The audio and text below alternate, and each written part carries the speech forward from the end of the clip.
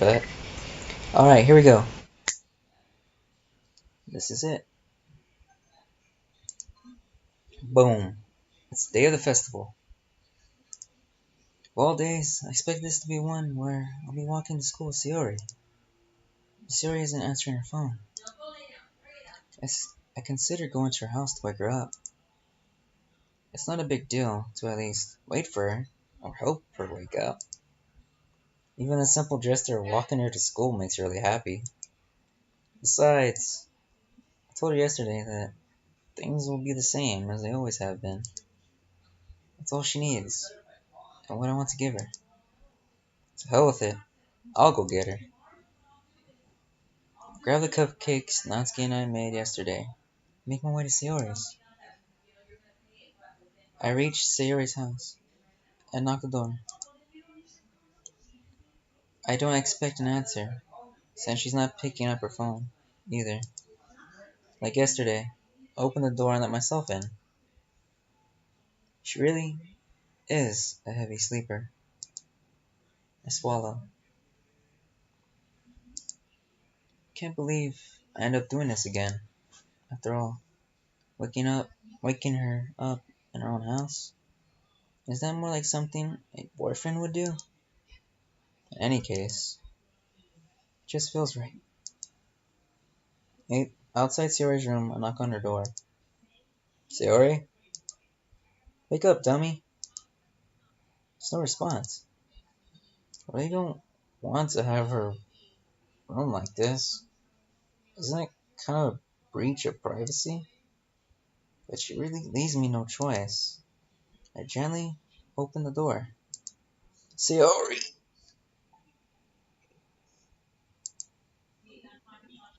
Richie? Sayori stands at the foot of her bed, a long rope in her hand. It's tied into a hangman's noose. In a shock of the moment, I release my grip on the cupcakes. What the what the fuck? It's not what it like hell it's not what it looks like. I'm so sorry, Richie. I can't believe this. Sayori wouldn't do something like this. Jesus, Sayori. I should have known. I should have known it was this bad. Sayori drops the noose to the floor. Sayori, why haven't you talked to anybody about this? I I don't want to waste people's time. I'm not wasting anybody's time. We all just want you to be happy, like you made us. You really deserve to be happy. I know I know you don't think that now, but well, it's the truth. And I'm determined to help you every step of the way. But to start, we need to talk about this. I I can't. I just There's a short pause. All is silent aside for Siri sobbing. I was about to do it, Richie. I've never seen you again. Sayori, could you imagine if I found you like that? I, I. Sorry, listen. It doesn't matter what you're going through. You always have reasons to stay with us. Even if there's only one thing worth living for you, then you need to hold on to that. And I know there is. You told me yourself yesterday. Richie. She releases her grip on me and backs away. You know it'll be tough, but I'll be there for you. We all will. No matter what. Richie, don't. Now listen to me. You need to talk to somebody professional about this. I'm not taking no for an answer, Sayori. I don't think I'm ready. We can go another time. Not a chance. You seriously need professional help. As soon as possible. Leave it now. I I don't I don't know if I can. Sorry, do it. For me, if not for yourself. She sniffles, wiping her face with her sleeve. Oh, okay. Come on, let's go. To the doctor's. I'll take the bus. Richie, the festival. Screw the festival. You're the most important. You're more important to me than that. Well, I need to get changed first. Oh, of course. I nod and take a step outside, reaching down to pick up the rope first, taking it just in case. She gently nods, shutting the door in my face.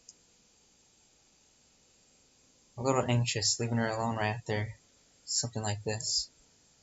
Regardless, she needs her privacy. I kneel down, beginning to pick up the cupcakes, massacred, littering the floor of the town. Natsuki's going to kill me. I return downstairs and untie the noose, dropping the loose rope into the trash. I linger downstairs for a minute or two before getting back upstairs.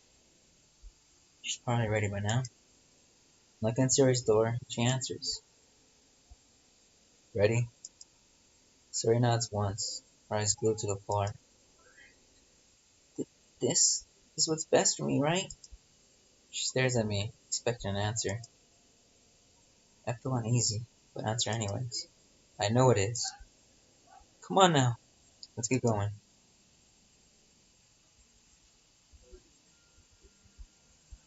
Sitting down in the waiting room outside the doctor's office, patiently waiting for Suri to return. I'm anxious. My phone buzzes quietly. I remember that today was supposed to be the day of the festival. Text is from Monica. Where are you? I have to reply. I'm busy. Really, Richie? Don't tell me that you got cold feet about the poems or something. It's a bit more serious than that. What's going on? I don't know if I could tell you right now. But it's serious, okay? You gotta believe me. Fine. Just hurry up and bring Sori with you. I look up at the door. Through a small window, I see Sori breaking down in her chair, head resting on the doctor's desk. I feel terrible knowing that I let her reach such a point due to my own negligence. Behind me, the door leads from the entrance to my waiting room swings open, and a couple of nurses walk by. My phone buzzes again in hand, and I turn my attention back to it. It's just me, and Yuri here, damn it. Why, where's Natsuki? I don't know, please get here quick, and bring Sayori. It's a personal issue, I can't promise anything, but I'll try to get to the festival before it's over, okay? Okay. A couple minutes of idle waiting pass before I get another message from her. Forget it. Everyone's here already, and they're waiting. We have to cancel. I turn my phone to my pocket, running my hands through my hair. Why now? I feel terrible for Sayori. The fact that she's such in pain right now and how oblivious I was to all of it. But on the other hand, I also feel like I put Monica and Yuri on the spot in front of all their classmates. Monica and Yuri. That reminds me of something that Monica told me. Where is Natsuki? Suddenly the door of the waiting room opens again. Another nurse walks by, however she's accompanied by someone familiar.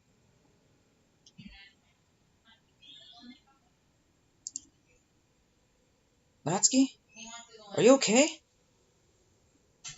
She quickly turns and runs back to the way she came, exiting the hospital in tears. I jump out of my seat to speak to her, but notice that the nurse is staring at me suspiciously. Take a seat once more, anxious about Natsuki's well-being, and well as not Sayori's. Excuse me? What happened to her? She explains how Sayori wandered in the hospital, bloody and bruised, looking for help. Poor Natsuki.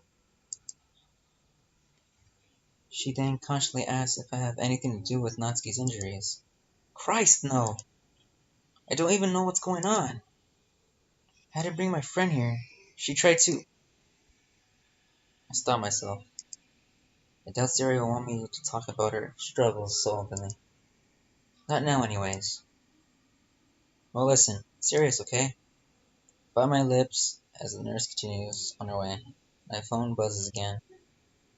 Are you sure you don't know where Sayori and Natsuki are? I already told you. I don't know. Can't tell her about Sid and Natsuki either. Chances are, it's her own personal issue. She's dealing with it in her own way. Still, maybe I should just text her. It doesn't matter anyway. We had to cancel our performance. People are complaining about the cupcakes not being here. Yuri's gone for some fresh air. Jesus, I'm sorry, okay? My hands are tied here. I can't do anything to help right now. Okay, whatever. Thanks a lot, Richie. Now I pissed Monica off because I couldn't bring myself to tell her what happened. So I text Nancy quickly about what I just saw. A couple minutes pass with no response. Message doesn't even mark as read. The office door swings open and Sayori emerges.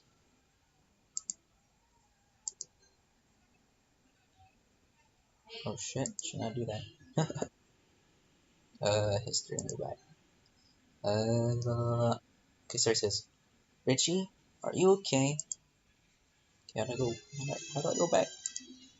How do I go back? Ah! Uh, return. Oh, there you go. I'm dumb. I'm dumb. Not really. I'm just stressed out. How are you? I I don't really want to talk about it. Are you sure? Because I'm here for you. I can't just... Richie, please. Can't we just drop this?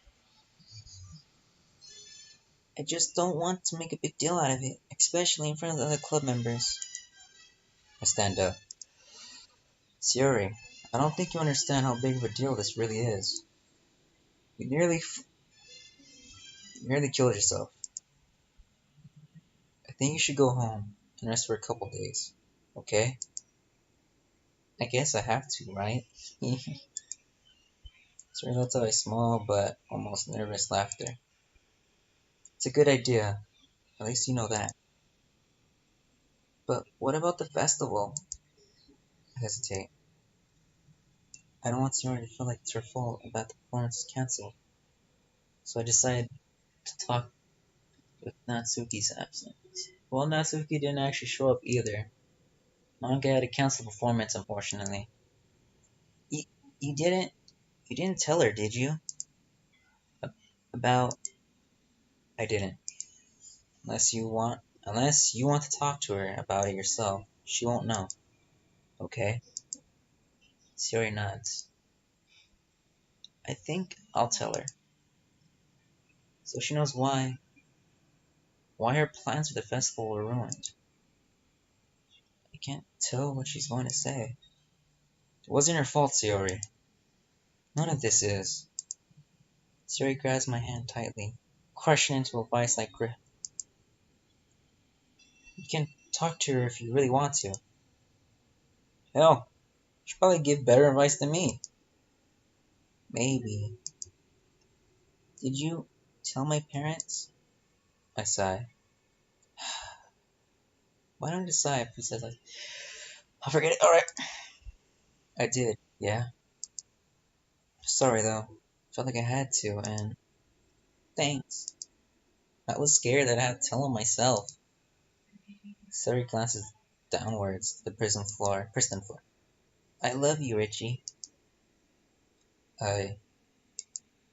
Despite her condition, can't lie to her. It would be unfair on her end to have her hopes disrupted like that.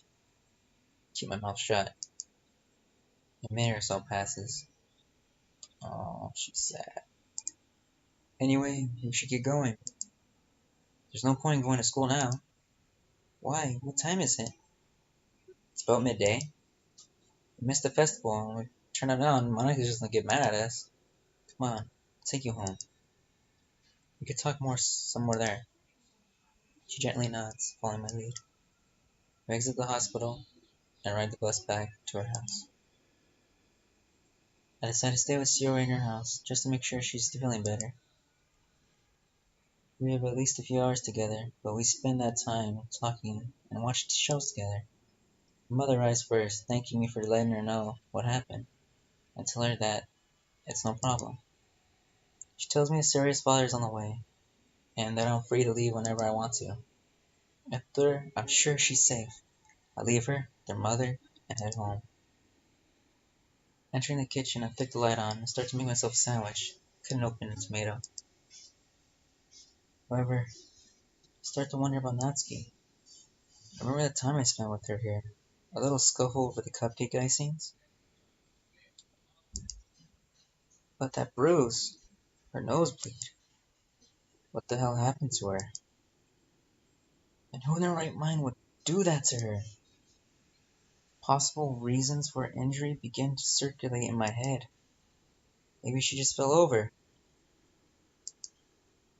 She could have gotten into a fight with another classmate of ours. Or maybe. No, surely not. Maybe I'm just overreacting in the situation. It's been a rough day after all. Something she told me while we were reading manga together sticks in my head. I don't even know why my dad would do if he found this. I shiver at the thought. It's the only reason that I come up with for Natsuki's terrible injuries. I also noticed that while I'm distracted, I accidentally cut my finger open while slicing a tomato. Aw, crap. Wrap my finger in a paper towel, letting a few drops of blood soak into it. Throwing the paper towel in the trash, think back about Natsuki. So I'll ask her about her father next time I see her. Even if she assures me that I'm wrong, at least I'll know. Eat my sandwich, head upstairs to my room. Collapse onto the bed, exhausted and stressed that the day I had brought me. Drifted into unconsciousness within minutes. Wednesday. Well, I'm gonna continue it to this day. Yeah, I'm gonna do this day too. Yuri's voice. How's hers gonna go? Oh, no. Sounds stupid. Oh, hi, Rich. No. Oh, hi, Richie. Good enough. Craning my neck, I look over to the club room. It's empty. Yuri and I are the only people here. I leave the classroom door open, expecting other members to arrive shortly. Hey, Yuri. I sit down at the desk next to her and pack up my stationery kit, as she did to her own. Listen, I know that Monica canceled the club yesterday, so I didn't get the chance to talk to you. So I just wanted to say I'm sorry that she had to let our little presentations go. Don't worry about it, Richie. Monica told me that it wasn't your fault you couldn't come. She said it was something serious. Yeah, it was a bit of an emergency. I decided to play down the situation in case Siri doesn't know the full story. Don't want her to worry her after all. Are you alright? Me? I'm fine. Don't worry about me. It was someone else. Someone close. I see. Well, I hope everything works out well for you and your friend. I hope so too, Yuri. A moment passes in complete silence. Yuri sat down at her desk, still reading. The class is still empty, aside from us. So, Yuri? Yuri jumps out of her chair, startled by the interruption of the silence. Yes? You haven't seen Monica today, haven't you? I'm afraid not, Richie. She's been in the mood since the festival, unfortunately. Not that I mean to be rude about it. It did mean a lot to her, after all. I know it did. That's why I wanted to speak to her. Maybe if I explained why Sierra and I were absent, she might forgive me? Oh, both of us. But I promised Sierra I wouldn't say anything to Monica. Has she? Has Monica said anything about me since the festival? Not really. I mean, she did complain about the three of you were gone. It was kind of I was kinda thankful that we got to cancel. That's ruin Monica's plan, though. I'd never do such a thing intentionally. I know you wouldn't. I know you wouldn't, Yuri. Don't worry. I can tell you're too good of a person to be so mean. Besides, you have no reason to want to sabotage her like that, right? Yuri falters for a moment, lost the words. Not at all. It's just that I don't even know if I should be telling you this. Well, I overheard Monica talking about you and Sayori to one of her friends. It wasn't eavesdropping though. What did she say? I heard her mentioning that the only good reason the counselor Oh, I only heard her mentioning that the only good reason to cancel her festival was if somebody died. What? Monica wouldn't say something like that, right? She's a sweetheart. Besides, not only is it egocentric, it's insensitive. Even if she didn't know about Sayori, it felt like she was too close to reality. Wow, that's harsh. I doubt she meant it though. What I mean to say is, she was in no position to say that. I understand why she was frustrated about it, but there's never a good reason to say such horrible things about. Yuri's words get caught in her throat, and she retreats to the confines of her book. Trying to see Monica standing in the doorway, giving Yuri an intense glare. Aw, shit. She doesn't dare to meet Monica's gaze, instead of concentrating on the portrait of Markov. Markov. I wish I could do the same. I swallow. She huffs and starts talking. Where's Sayori? And Natsuki? Oh, that sounds too manly. Shit. Let me do this. Rephrase it. Oh, shit. Go straight. Okay. Mouse. Okay. Where's Sayori? And Natsuki? Yeah, that sounds like a girl. That sounds like a girl. She stares at Yuri intently. Monica imitates me. I I don't know, Monica. I haven't seen them. She gives me an ecstatic stare, her emerald eyes piercing my confidence. Forsade. Did Sayori tell her about the hospital? Are you sure? Yeah.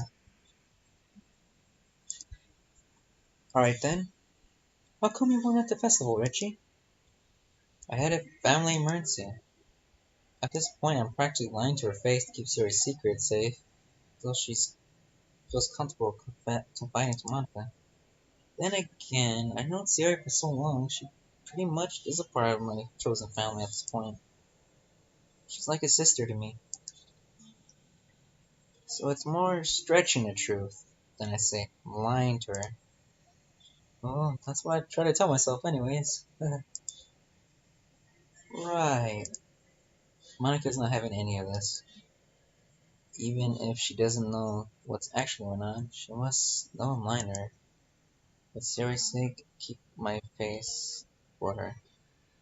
Can't betray her trust. She finds out I told someone with private information. Monica's demeanor suddenly changes, and she looks at the two of us with a weary smile on her face. Okay, you two. Since we're the only ones here, I decided that we're going to have a cancel today meeting. Hopefully, there will be more emergency. There won't be any more emergencies or absences tomorrow. The emphasis on those words worried me, to how aggressively she spoke them. That's all. You can leave now. Mary looks up at her book guiltily and guiltily, and picks up, silently dropping the portrait of Markov from her stationary kit in her bag. Who the fuck is Markov? Ain't that a Russian dude or something like that? She scurries out of the classroom without a word. Monica turns her attention to me, expecting me to pack up. I nod and pick up the bag, exiting into the hallway without another word. Yeah, I would dip too. Oh yeah, original doki music. Walking through the school's dormant hallways, I reached the door in the corner, but stopped, placing my head in my palm. Forgot my own stationery. Am I an idiot? I return to the club room hastily, and I find a leather pencil case opened. As I swipe into my bag, I realize my pen is missing. Quick glance around, and I conclude that I must have lost it earlier. Running to the courtyard, I notice Yuri. She's moving hurriedly. clutching her bag tightly against her chest and wiping her face with her sleeve. Yuri? She doesn't notice me at first, so I drag up to catch up to her. Yuri, what's wrong? It's nothing. Really? Yeah, I, I'm alright, really. I don't believe her. My eyes meet Yuri's for a brief moment before she looks away. I can tell something terrible happened in the few minutes we were separated. What could have brought her to this state? Take hold of her shoulder and try to slow her down as she tries to face me. She jumps, but complies as she comes to a halt. School entrance. Yuri, whatever's on your mind, you can tell me. I am your friend, after all. It's not much. It was just something that Monica said. Monica? What could she have said? Well, if you don't mind my asking, what did she say? I, I don't really feel comfortable talking about it. If you're okay with that. Monica must have said something really hurtful. It's fine, really. I understand. Well, if you're sure about that, you're always welcome to talk to me, though. Wait, what's that? Okay, okay. Wait, hold up. That just hold on. I'm glad Richie said something. You're always welcome to talk to me, though. I guess it'd be nice if you walked with me. Maybe we can talk on the way. Siri isn't here, and I got some time to kill. Besides, I feel like I can't refuse. Why when she's so emotional? Yeah, okay. I'm sure that'll be nice. Try and cheer her up. Go on, Yuri. I take the opposite turn from my usual walk home. Soon enough, I find myself in part of town that I rarely visit. The walk between us is mostly silent. Yuri occasionally sniffles, wiping her face. What the hell did Monica say to her? I decide to make a light conversation. Something about writing might be nice. She does take comfort in talking about her subjects she's passionate about, after all. So Richie, how how do you like writing poems? She must have read my mind. Well, I should like to listen to music while I write, even if it's just quiet, playing softly in the background, you know? Really?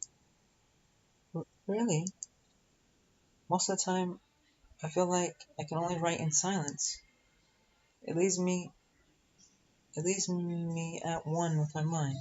It lets me express my inner thoughts. Though sometimes, I don't listen to the soft. I do listen to soft piano tracks.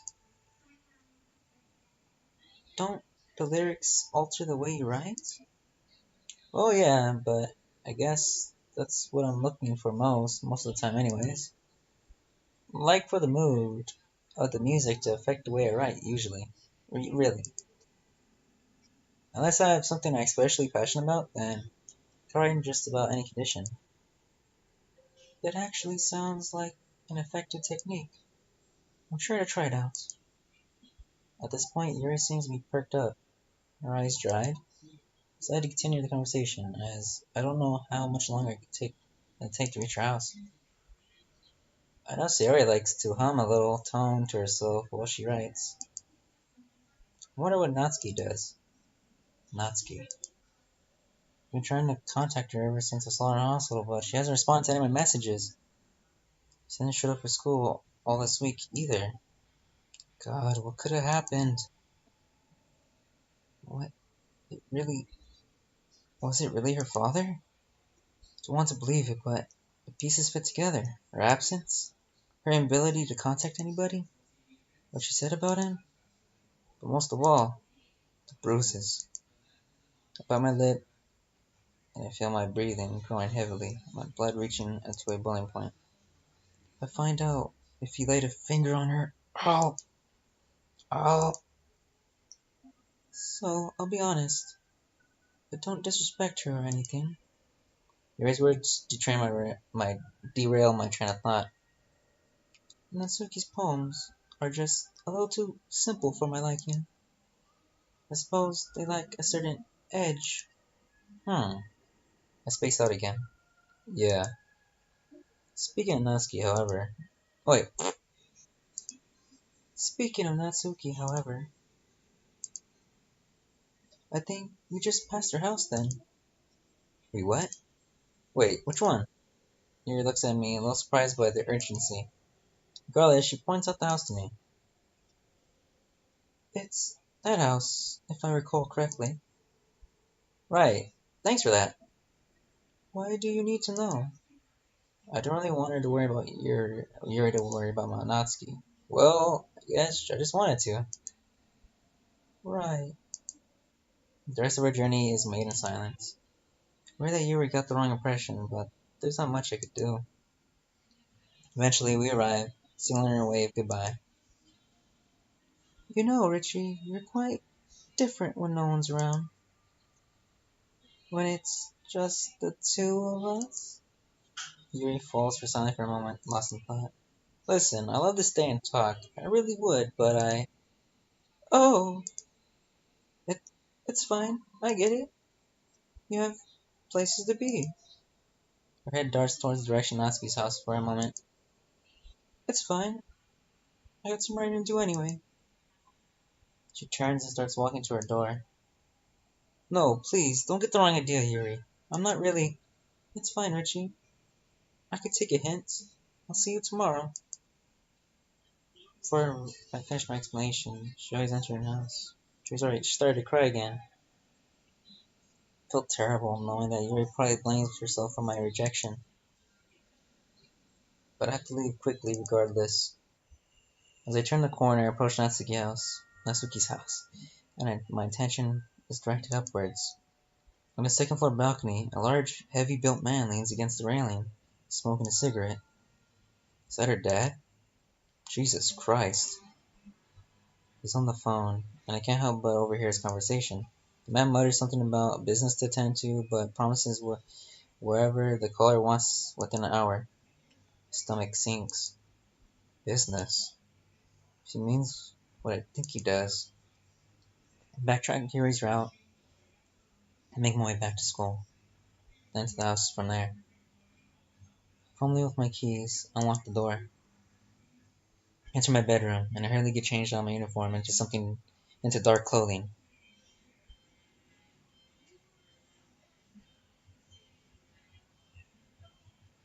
A short jog brings me back to her house, and I take a seat within a bus stop on the street opposite of her, stalking out her father.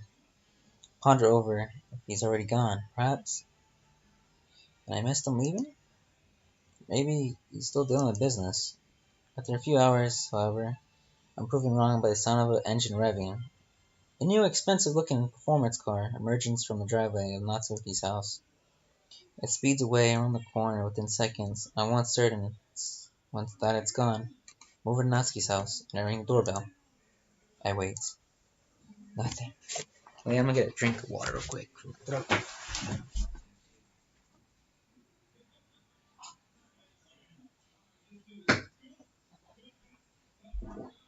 Ah, that's way better. Alright, sorry about that. I'm pretty sure I'm not gonna cut that out either because I am not good at editing that good yet on computers. Nothing. I press down on it again. Once more, no answer. Growing ever anxious, I knock on the door heavily, aggressively, banging my balled fist into the door. A moment of silence. Then from a second floor window, I see a curtain pull back, a flash of pink, and just as quickly, it's replaced once more.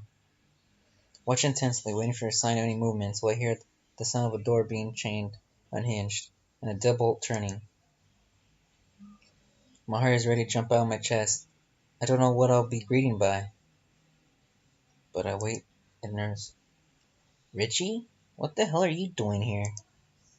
It's Natsuki. Thank God. Natsuki, are you alright? What happened to your bruises? What bruises, Richie? I don't know what you're talking about. She's playing dumb, even though I saw her. What could have happened to her? For her to be devoted to keeping it a secret. Before I can reply, she grabs me by my collar and my shirt, and yanks me into her foyer. Hey, how, how did you know where I live? Now's not the time for that. I should be drinking?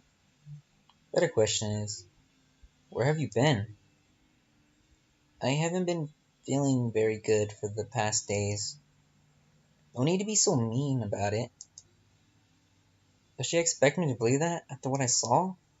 Natsuki, I know something's wrong. I saw you in the hospital, remember? Oh, that. She giggles. That was nothing. Don't worry about it. About that, okay? There's much that's there's much worse to be worried about. Hick. What do you mean? Come with me. I could do with another glass anyway. She grips my arm loosely and tries to move along with me to her house. As she moves, she begins directly wobbling, as she's having trouble walking. She holds me tighter. She holds tighter onto my arm for support. She stumbles and nearly trips. I catch her, wrapping my arm around her chest and pulling her upright. Thanks. That's not like her. Normally, if I grabbed her, for whatever reason, she'll freak out and call me gross or something like that sort. But here, she didn't even flinch or say anything about it. Something feels off. I release my grip on her reluctantly, and she's still staggering her way along. I assist her moving her, now upstairs, making sure she doesn't fall back and knocks us both down onto the steps. Finally make it upstairs, and Natalie guides me to her room. Her room is a mess. Her floor is flooded with small, ripped up pieces of paper. Picking one up, I recognize one of the protagonists from our Fate Girls. The cover is heavy laminated cardstock, and it's ripped in two. There's no way Natsuki will be able to tear that in half herself. Not only that, she had no reason to either. But I think I could think about someone who does. It's a large bottle of red wine, cap unopened, lying on its side on her bed. Only a small drip escapes, staining her bedsheet crimson. There can't be much left of it. I knew she's been drinking. I could tell from the moment she opened the door. Natsuki, you haven't drunk that all that yourself, right? She looks flustered. Of course I have, you dummy. That's a bit much, isn't it? That doesn't matter. I haven't even finished anyway. She retrieves the bottle from the bed. I reach my hand out to take it from her. Natsuki. Nuh-uh, it's mine. She holds the bottle just out of reach. She tries to push me away. She's too weak, however, and I just simply move her hand aside. Come on, that's enough. Yeah, Richie, please. I need this. Something about the way she said that sent a pain of dread through my body. Before I can reach my arm out to stop her a second time, the remainder of bottle contents are gone. Looking at her side's drawers, I see Natsuki's phone. It's overturned, so I only can see her case. The place is glittering pink. This drink is nice, Richie. Natsuki, talk to me. I know something's going on with your dad. Please, I just want to help, but I can't. I can't if you don't tell me what's going on. This is all the help I need. She collapses on her bed and giggles. I haven't felt this happy in so long. I grow only more uneasy hearing that. Is this the length she has to go in order to escape her demon? This how bad is the demon she's trying to escape from? As Nancy begins to snore, her grip on the bottle of wine falters, and it rolls off the bed onto the floor. To my surprise, it doesn't shatter. Instead, it rolls underneath her bed. Shaking my head, I bend down to pick up the bottle that she rolled under her bed. Reaching my hand underneath the bed, I could feel the bottle of wine. And something else. What the? I pulled from beneath the bed. Placing the wine bottle on her bedside drawer, next to Natsuki's phone, Take a look what I recovered. It's a white container made out of plastic. Wait, this isn't right. This is a bottle of pills. Looking for a description, I inhale sharply. I just realize that these are ibuprofen tablets. I took a look at Natsuki, fast asleep, as I worried. Oh my fucking god. Desperately check on the label on the back for date description. 2 days ago? She's trying to overdose! The icy sweat runs through my forehead and I begin to panic, running my hands through my hair. She stopped snoring. I violently shake Natsuki's seamlessly lifeless body. Please, Natsuki, please wake up! Grab her hand. It's clammy, much colder than it should be. I put my ear to her mouth and check if she's still breathing. Thankfully she is, but it's faint. I take her by the shoulders and pull her into the sitting position. Crouch down next to her, supporting her. Natsuki! I'm calling her an ambulance, but I'm worried that I'll draw too much attention to her house. The hell with it. I don't care what happens as long as she lives. Reach to my pocket and... Fuck! Fuck! My phone isn't here. I reach onto her bedside table, gripping Natsuki's phone tightly. I bring it to my face, then press the power button. The screen lights up, but behind it's a shattered display. I try to make mercy of what the screen is unresponsive to my touch, dropping the phone. I pull Natsuki close to me, hoping and praying she still wakes up. We begin to sob, terrified for her life. But Natsuki begins to cough erratically, and I simultaneously panic and relief. She opens her eyes, and unsteadily rises to her feet with my assistance. Natsuki, please, tell me you're okay. I... She falls silent. Jesus! My nose is assaulted by a mixed scent of bile and wine as it splashes on the floor in front of me. I realize that she got some on my arm, and it stings. Well, at least I know I got a deadly mixture out of her body. But she's still in trouble. Natsuki turns to me, half conscious, pleading. Reggie, help me. She stumbles back, lying in the position on her bed. I don't want to die. Look at me, okay? You won't. You hear me? I won't let you die. Natsuki, listen to me, okay? I'll be right back. She nods weakly, burying aware of her surroundings. I need to find her something to eat. Hopefully. Ah, skip that. What was it? Hopefully it should absorb the rest of the alcohol. Bolting down the stairs, reach the kitchen within seconds. I swing open every cupboard I see along the refrigerator. Nothing. Not even a single slice of bread? When did Natsuki last eat? Exit the kitchen, I look around her house. Running back to Natsuki, I check up on her. She's as pale as ever, but she's conscious. At least. She weakly raises her head to look at me. Hey Natsuki! You need to pay attention to me, okay? Just, whatever you do, don't go to sleep, okay? Please. She tries to mutter something, but it's unintelligible. I have no choice but to leave her again. I search everywhere in the house, besides her father's bedroom. I approach the door and I notice that it's locked. I ram the door multiple times before the frame gives away. Whoa! I stumble to the floor, now littered with splinters. I raise my feet and flick on the light on. As I search the room for anything that could possibly aid Natsuki, something catches my eye. A few bags of various restaurants around town. I tear them open and find nothing but an empty takeout container. Right to Natsuki's room. We have to go now. Oh, okay. I help her to her feet, wrapping her arm around my shoulder, holding her hand in place. She'll make it. I'll make sure of it. Where are we going? Somewhere safe. We make our way downstairs. To keep Natsuki on her feet, though, it's proving to be more difficult as she fades in and out of consciousness. Starvation, mixed with alcohol, and painkillers? It's clearly taking a toll on her. But she isn't dead. We make it to the front door. With time feeling like a lost luxury, I shut it behind us, moving through the porch. I can feel Natsuki tears soaking through my shirt. She reaches the gate and I set her down while I open it. Scoop up Natsuki off the grass and close the gate behind us. Holding Natsuki close, move as fast as I get down on the street. As we approached the glow of the street lights, I began to feel relieved. Loosened my grip on Natsuki. Can you walk? Yes. I think. I set her down for a moment. Her knees buckle again. I wrap her arms around me, and mine's around hers. Let's go. Okay. I end up supporting her, sorry, the entire way through town. There's nobody about to call me for looking suspicious.